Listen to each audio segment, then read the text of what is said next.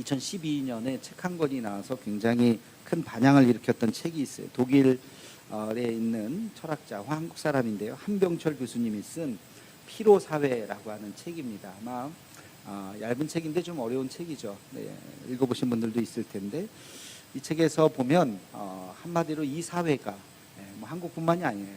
이 사회가 성과주의 시대다. 성과주의. 뭔가 성과를 결과를 내야 되는 거예요. 노력하고 열정을 가져라.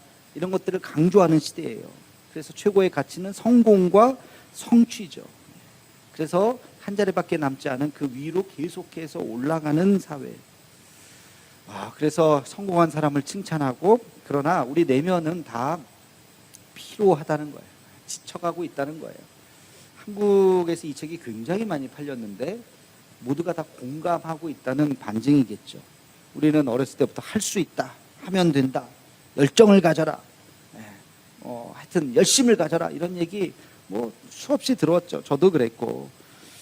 그래서 실제로 성취를 했습니다. 우리나라가 전쟁의 폐허 속에서 지금 한 세대 만에 세계 10위권의 경제 대국을 이루었어요. 그러나 우리의 내면은 다 곪고 상처나고 아주 그냥 뭐 지치고 그런 모습이라는 거죠. 우리에게도 여전히 멋진 공원은 있어요. 그렇죠? 멋진 공원은 있습니다만 그곳에서 쉬는 사람이 없어요. 다 일해야 되니까. 심지어는 제가 어렸을 때부터 들은 얘기인데 동네 공원은 학교 선생님이 맨날 종례 때마다 이야기해요. 그 공원 가지 마라. 공원에 가지 말라고 선생님이 광고를 합니다. 왜? 우범지대라는 거예요. 거기는 비행 청소년들이 가는 데니까 절대 그 공원 가지 마. 그 공원 가지 마. 그 뭐하러 만들었어요? 학생들에게 공원 절대 가지 말라고 하는. 놀이공원, 세계 손가락 안에 꼽는 놀이공원이 우리나라에도 있어요. 놀이공원은 놀러 가고 쉬러 가는 데인데 놀이공원 한번 가는 것도 엄청난 전쟁이에요. 전쟁. 아침부터 일어나서 그냥 막 차 막히는 걸 뚫고 줄을 서서 그냥 놀이기구 하나 타는 것도 막 갔다 오면 이건 내가 지금 쉬러 간 건지 뭘 한 건지 더 피곤해갖고 돌아오는 이게 대한민국이죠. 1인당 국민소득 35,000불. 요것만 딱 보면 우와 대단하죠. 근데 이 35,000불을 얻기 위해서 20대 젊은이들은 연애를 포기해야 됩니다. 30대들은 자식을 포기해야 됩니다. 집 한 채를 얻기 위해서는 모든 것을 다 맞벌이로 올인을 해야 되죠. 은퇴가 어디 있습니까? 은퇴에도 뭔가를 일거리를 찾아서 60이 되고 70이 돼도 계속해서 일을 해야 1인당 국민소득 35,000불을 만들어내는. 그러니까 우리는 겉포장은 잘 돼 있긴 한데 속은 다 너무나도 지쳐간다는 거예요. 부정할 수 없는 뚜렷한 근거가 하나 있습니다. 우리 사회가 겉은 대단히 잘 사는 나라인 것 같지만 우리의 사람들의 마음은 공허하고 황폐하고 지쳐있다는 그 근거가 뭐냐면 자살률이죠. 자살률. 자살률이 OECD 국가 중에 제일 높죠. 자살의 원인에 그 기저에 깔려 있는 것이 뭐냐면 여러분 다 알듯이 우울증이죠. 우울증이 이제 한계치에 다다르면 자살을 하게 되는 거예요. 자살은 어느 날 갑자기 오지 않아요. 그냥 충동적인 자살. 잘 사는데 갑자기 자살하고 싶겠어요? 아니에요. 어느 날 그 쌓여 있는 것이 내 임계점을 넘으면 나도 모르게 자살하게 되는 것이죠. 한 시간에 2건의 자살이 지금도 일어나고 있다 그러잖아요. 그러니까 지금 예배드리는 이 한 시간 동안 대한민국 어디서 누군가는 목숨을 끊을지도 몰라요. 여러분, 이 우울증이라고 하는 것은 우울감에서 시작하는 거예요. 우울감은 사실 누구에게나 있어요. 우리가 밥 안 먹으면 배고픈 것처럼 누구나 살면서 약간의 우울감이 있을 수가 있어요. 날씨가 좋지 않는다든지 뭐 여러 가지 이유로 우울감이 있을 수 있어요. 근데 곧 회복이 됩니다. 이 회복력이 그 사람의 행복지수를 이야기하는 거예요. 근데 우울감을 제대로 컨트롤하지 못하면 이게 우울증이 되죠. 이 우울증을 제대로 고치지 못하면 나중에 죽을 수도 있다는 것입니다. 대한민국은 이런 집단적인 우울증에 빠져 있다고 해도 과언이 아니에요. 이걸 어떻게 풀 수 있을까? 정치가가 풀 수 있을까? 정치가는 법과 제도를 만들겠죠. 그러나 법과 제도로 이걸 어떻게 치유하겠어요? 인간의 감정까지 컨트롤하지 못합니다. 경제 전문가가 더 잘 살게 하면 더 잘 살았잖아요. 더 잘 살수록 더 불행해지는 이 역설을 어떻게 설명하겠냐고요. 의사가 이거를 뭐 해결할 수 있겠어요? 의사는 이미 벌어진 병을 고칠 수는 있을지 몰라도 이 병을 처음부터 이 병이 일어나게 하지는 못하는 것이죠. 여러분, 이 집단적인 이 우울감을 고칠 수 있는 것이 뭘까? 이것은 바로 신앙의 영역입니다. 여기에 종교의 역할이 있는 거예요. 여기에 우리 예수 믿는 사람들이 이런 세상 사람들하고 다른 모습을 우리는 가져야 되는 것이죠. 대한민국의 집단 우울증을 해결할 수 있는 유일한 방법은 저는 오직 신앙이라고 믿습니다. 그 신앙 중에서 무엇이냐? 구체적으로 감사예요. 감사 혁명, 감사 회복 운동이 우리에게 일어나야 합니다. 오늘 맥주 감사절입니다.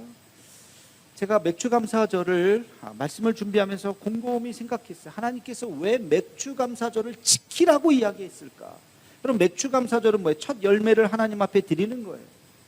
그냥 가을에 그냥 퉁쳐서 가을에 퉁쳐서 모든 곡식을 다 모아서 가을에 드리는 그 추수감사절만 지키면 되지, 중간에 맥주 감사절을 꼭 굳이 이 1년의 절반이 지나가 첫 열매를 드리면서 하나님 앞에 감사하라 라고 왜 얘기하셨을까? 그 이유가 뭔지 아세요? 여러분, 감사를 할 때 비로소 의미가 생기기 때문에 그렇습니다. 우리가 하나님 앞에 감사합니다라고 고백할 때 비로소 하나님께서 우리에게 베풀어 주신 은혜가 은혜로 다가오는 거예요. 감사하지 않으면 아무것도 아니에요. 감사하지 않으면 심지어는 하나님이 있거나 없거나 우리랑 관계가 없다고요. 이게 무슨 말이냐? 예를 들어 보겠습니다. 어떤 사람이 더위에 힘들어서 막 목이 너무 말라요. 물 좀 주세요. 물 좀 주세요. 목 말라 죽겠어요. 그래서 내가 좀 수고스럽지만 저 사람이 너무 힘들구나. 그래서 우물가에 가서 물을 잘 준비해서 그 사람에게 줬어요. 벌컥 마셨어요. 그리고 나서 그냥 싹 가요. 그러면 내 존재는, 내 수고는 뭐예요? 아무것도 아니에요. 그냥 자기가 목마르다 그래서 내가 수고하고 물을 줬는데 마시고 그냥 쓱 가버렸다? 그러면 내가 열심히 노력한 것은 의미 없는 거예요. 그런데 그 사람이 마시고서 너무 감사합니다. 나 죽을 뻔했는데 이렇게 애쓰셨군요. 너무 감사해요. 고맙습니다. 이 은혜를 어떻게 갚을까요? 감사합니다. 그러면 여러분의 그 수고가 의미가 있어요, 없어요? 의미가 있는 거예요. 그래, 내가 힘들었지만 할까 말까 고민했지만 그래도 내가 잘했구나. 저 사람이 저렇게 고마워하는 거 보니까 내가 잘했구나. 보람도 있고 내 존재가 의미가 있는 것이죠. 하나님께서 우리에게 그걸 말씀해 주시는 거예요. 감사해라. 감사할 때 좋은 날씨를 주셨구나. 일기를 주셨구나. 우리에게 이렇게 씨앗을 주셨구나. 이 열매를, 첫 열매를 하나님께서 해주셨구나. 하나님 감사합니다 하고 하나님 앞에 그것을 고백하라는 거예요. 그 마음으로 살 때 너희의 삶이 더 풍성해지리라. 그렇게 말씀을 하시는 겁니다. 그래서 우리는 감사할 수 있어야 돼요. 열매를 얻었는데도 입쓱 닫고 하나님 내가 열심히 했는데 하나님의 존재는 온데간데 없어요. 그냥 자기의 수고만 생각하는 거예요. 하나님께서는 그러지 말라는 거예요. 감사할 때 하나님의 존재가 드러나는 것이요, 우리에게는 하나님 앞에 그 은혜를 경험하게 되는 것입니다. 슈바이처 박사가 이런 말을 했어요. 인생에서 가장 멋진 일은 모든 일에 감사하는 것이다. 이를 터득한 사람은 삶의 의미를 아는 사람이다. 이런 사람은 삶의 신비를 모두 꿰뚫고 있다. 삶의 신비란 모든 것에 감사하는 것이다. 여러분, 인생에서 가장 신비스러운 것이 뭐냐면 감사를 깨닫는 데 있다는 거예요. 감사를 깨달을 때 모든 것이 의미로 다가오는 거예요. 의미로, 나에게. 옆 사람이 있는 거 그냥 있나 보지, 뭐 우연히 앉았나 보지가 아니라 정말 이분이 참 귀한 분인데 이 자리에 나와 함께 이 시간에 있구나 라고 하는 그 의미를 깨달을 때 감사가 생기는 것이요, 감사가 우리의 삶의 신비라는 것이에요. 여러분, 감사를 생각할 때 매기 효과라고 하는 것이 있어요. 매기 효과 들어보셨어요? 미꾸라지를 이제 먼 곳으로 수송을 할 때 통에다 넣죠. 미꾸라지를 집어넣습니다. 한 열 몇 시간 이동을 하면 미꾸라지가 거기서 다 지쳐가지고 10시간 후에 뚜껑을 열어보면 상당수가 죽어 있다는 거야. 힘을 잃어서. 그래서 이 미꾸라지를 어떻게 하면 살릴 수 있을까 해서 미꾸라지를 그 통에다가 메기를 한 마리 집어넣는다는 거죠. 메기를 한 마리 집어넣고 열 몇 시간을 가면 미꾸라지가 뚜껑을 열면 쌩쌩하게 한 마리도 안 죽고 살아있다는 거예요. 이걸 메기 효과라 이렇게 이야기를 해요. 그런데 미꾸라지 입장에서 생각해 보면 메기가 이쁠까요? 미울까요? 밉죠. 메기는 지금 미꾸라지 잡아먹으려고, 미꾸라지는 도망 다니려고 막 그러다 보면 쌩쌩하게 미꾸라지가 살아있는 거예요.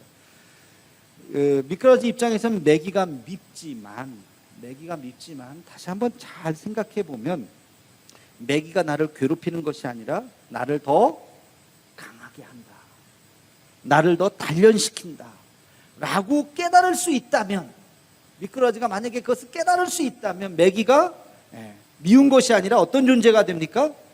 고마운 존재가 되는 거예요. 고마운 존재가.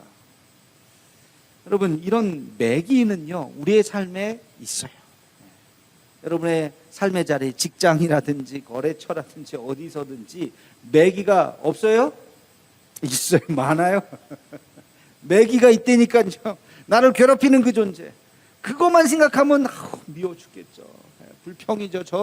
저 메기 때문에 내가 힘들다.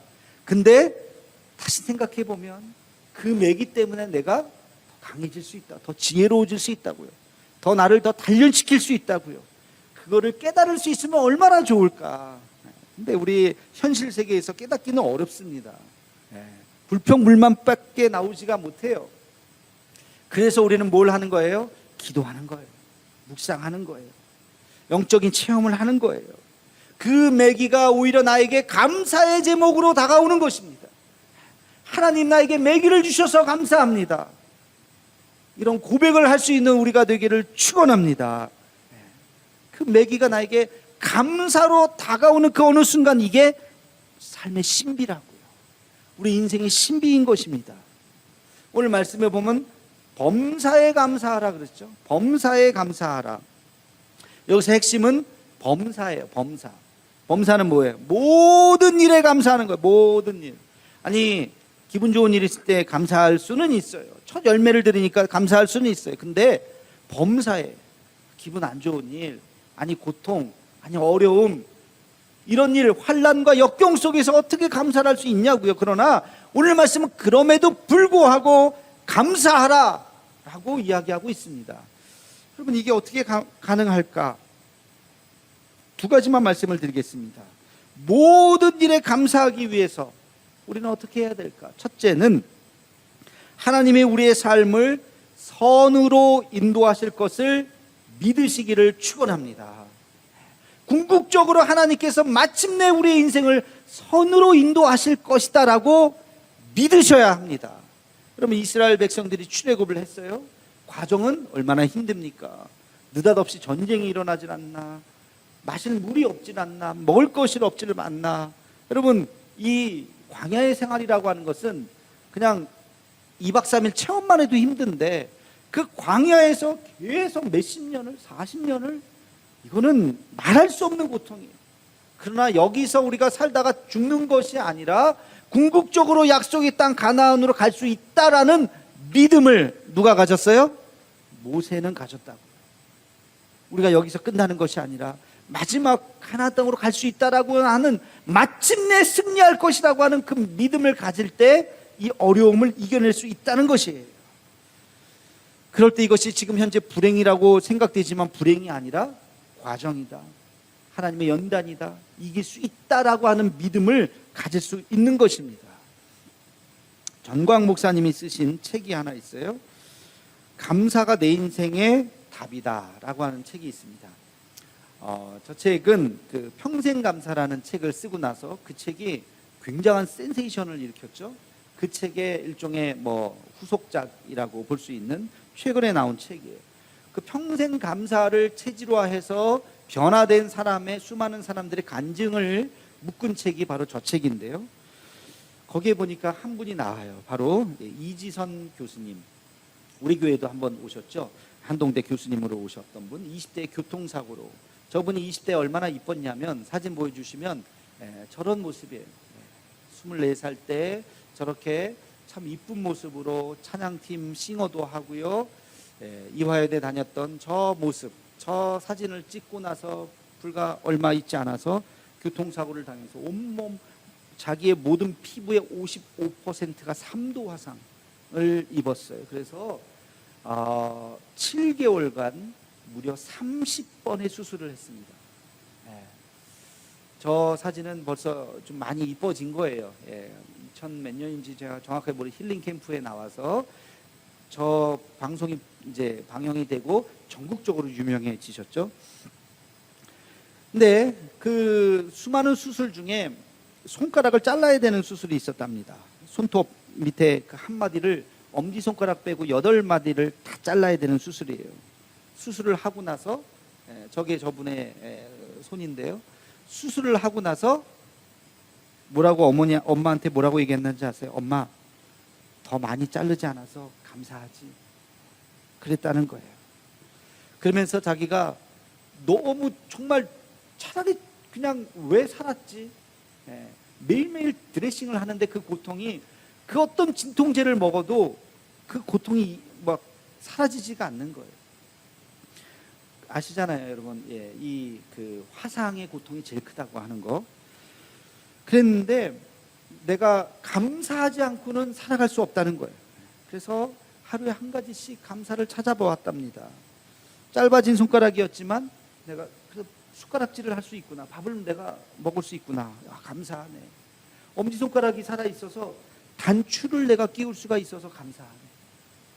환자복 단추를 내가 끼울 수 있어서 감사하네. 몸을 씻을 수가 없어요, 화상 때문에. 근데 발은 그래도 불타지 않아서 발을 내가 이렇게 씻을 수 있어서 감사하네. 목소리는 남아있어서 말은 할 수 있어서 감사하네. 감사의 눈으로 자기 자신을 하나하나 보니까 예전에 몰랐던, 당연하게 생각했던 것이 다 감사로 다가오더라는 겁니다. 몇 달 동안 침대에 누워서 꼼짝도 못하고 대소변을 다 받아내야 되는 그 상황 속에서 어느 날 일어나서 자기가 병실에 있는 그 화장실, 불과 몇 걸음 되지 않잖아요. 그 화장실을 자기 스스로 걸어가서 화장실을 갈 수 있는 그날을 잊을 수가 없다는 거예요. 너무 감사해서, 야, 내가 일어나서 내 힘으로 갈 수 있구나. 내 힘으로 이제 화장실을 갈 수 있구나. 지금은 이분이 아시다시피 미국에 유학까지 가서 공부를 하고 사회복지사 박사까지 UCLA에서 박사를 받고 한동대 교수님으로 지금 와 계시잖아요. 어떤 기자가 얄궂게 이런 질문을 이분에게 했답니다. 만약에 당신이 할 수 있다면 사고 이전으로 돌아가고 싶지 않으세요? 어떻게 이런 잔인한 질문을 할 수 있었는지. 사고 이전으로 돌아가고 싶지 않으세요? 우리 같았으면 그런 질문이라고 하십니까? 근데 이분의 대답은 아니요. 결코 이전으로 돌아가고 싶지 않습니다. 저는 지금 이대로 행복하고 감사합니다. 다시 돌아가고 싶지 않다는 것. 하나님께서 마침내 내 인생을 선으로 인도하셨다고 하는 것을 그가 신앙으로 고백했던 것이죠. 그 중간의 고통은 이루 말할 수 없는 고통이었지만 하나님께서 마침내 나를 하나님께서 선으로 인도하셨다고 고백했다는 것이에요. 고통도 지나고 놓고 보니까 감사하다. 여러분, 하나님께서 여러분의 인생을 마침내 선으로 인도하실 것을 믿으시기를 주님의 이름으로 축원합니다. 이 믿음이 있을 때 우리는 감사할 수 있어요. 두 번째, 마지막으로 한 가지 더 말씀드리고 싶은 것은 모든 일에 우리가 어떻게 감사할 수 있을까? 이것은 여러분, 감사가 습관이 될 때 가능합니다. 감사가 습관이 돼야 돼요. 그냥 감사가 그냥 반응이 아니라 그냥 감사가 습관이 돼야 돼요. 여러분, 감사의 반대말이 뭔지 아세요?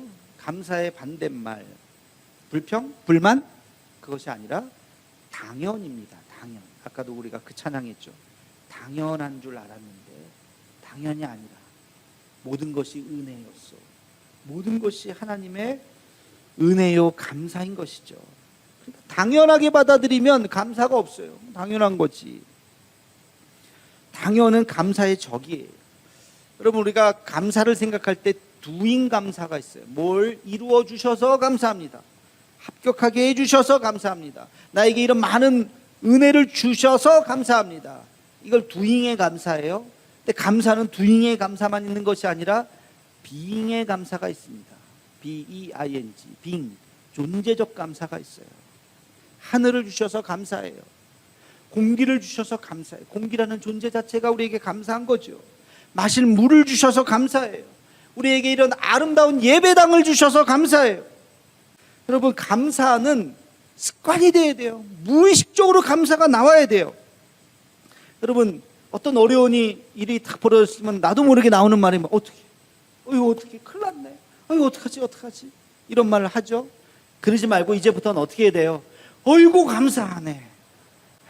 나도 모르게 무의식적으로 그냥 감사가 내 몸에 그냥 배야 돼요. 그냥 어떻게 해요? 어이구 감사하네, 어이구 감사하네. 감사가 습관이 돼야 됩니다.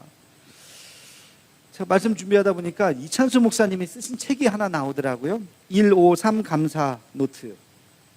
저게 보니까 뭐냐면 153, 하루에 한 번 말씀 묵상하고 하루에 5번 감사를 기록하고 하루에 3번 감사를 표현하라 라는 뜻의 153 감사 노트예요. 저 책은요 아무것도 없어요. 그냥 자기가 일기장처럼 쓰는 거 빈칸만 이렇게 밑줄만 쳐져 있는 거예요. 뭐 저 교회 사람들은 다 샀겠죠. 비싸더라고. 한 10,000원 정도 하는데 우리는 살 필요는 없고요. 제가 저 말씀 준비하다가 저 책을 이제 보게 됐는데 이거다. 역시 탁월하네. 이찬수 목사님. 역시 탁월하네. 저걸 저도 이제 제작을 하려고 그래요. 그래서 우리 교우들에게 나눠드릴 거예요. 그렇습니다. 여러분, 감사는 나를 행복하게 해요. 감사한데 비교 의식이 어디 있겠어요? 그냥 감사한 거예요. 감사는 모든 질병을 고치는 것입니다. 지금 어느 책에 보니까요, 감사할 때 나오는 우리 몸에 그 좋은 그 에너지 있잖아요. 그 뭐 엔돌핀이라든지 이런 것들이 염증을 잡아준답니다. 실제로. 그래서 감사가 우리 몸을 치유하게 되는 거예요. 감사가 기적을 일으키는 거예요. 여러분, 그래서 정말 감사의 운동이 일어나야 돼요. 그래서 저는 아까 얘기했지만 감사혁명이 교회로부터 일어나야 된다. 그냥 감사합니다. 모든 게 감사합니다. 불행도 감사합니다. 부도도 감사합니다. 감사가 내 몸의 체질이 되어야 되는 것이에요. 맥주 감사절을 우리가 맞이하면서 우리 집단적인 우울감에 빠져있는 이 대한민국을 다시 한번 안타깝게 생각하면서 이걸 치유할 수 있는 방법이 무엇이냐? 감사밖에 없다. 감사. 매일매일 여러분의 감사거리를 5가지 감사를 한번 적어보시고 그 감사를 표현해 보시고 감사합니다. 사줘서도 감사하고 사줬는데도 감사 안 하는 분이 있어요. 그러면 안 돼요. 여러분, 밥 사주면 기억했다가 아유 감사합니다, 잘 먹었습니다 해야지. 그거 안 하는 분들이 근데 안 사줘도 그냥 감사한 거. 오늘 내가 당신 만날 수 있어, 이런 대화를 할 수 있어서 감사하고, 오늘 제가 이런 설교회 할 수 있어서 감사하고, 오늘 설교를 들어주셔서 감사하고, 이런 감사의 운동, 아니 감사의 혁명으로 정말 우리 모두가 기쁨과 감사로 살아가는 우리 대도의 가족 되기를 주님의 이름으로 축원합니다.